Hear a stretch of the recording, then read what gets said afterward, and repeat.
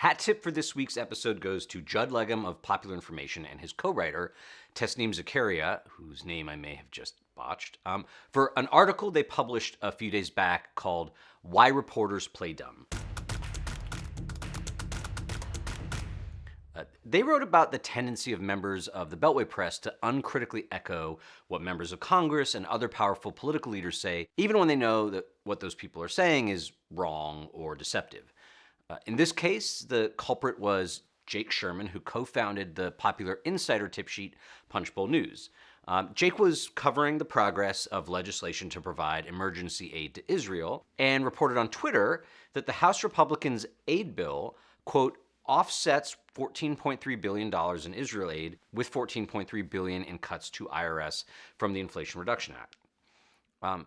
So first, for our purposes here, let's not get too distracted by the aid itself, or whether it's a good or bad thing for Congress to be doing. The issue could be aid to Israel or Ukraine or some earthquake-ravaged state on the West Coast. The issue here is the use and appropriateness of the word offset and what journalists reveal when they use it in circumstances like this. So offset is legislative jargon to describe a provision that Congress might adopt to pay for the cost of something else.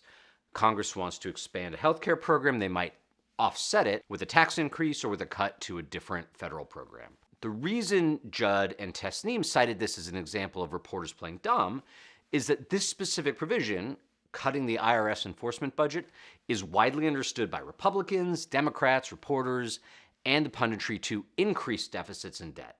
And even if you didn't know that independent economic analysts had studied the question and all come to the same basic conclusion, it doesn't take a genius to figure out why. Yes, you might reduce the IRS's payroll costs by cutting $14.3 billion from its enforcement budget, but that means there'd be many fewer agents enforcing the tax code and making sure rich tax cheats pay what they owe.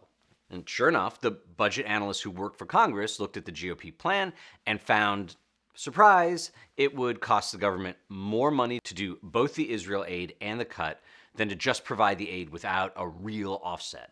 So when Republicans call it a quote-unquote offset, they're lying, and they know they're lying. But reporters know they're lying too, and yet many of them just echoed the Republican line anyhow. So I want to go deeper on the why part.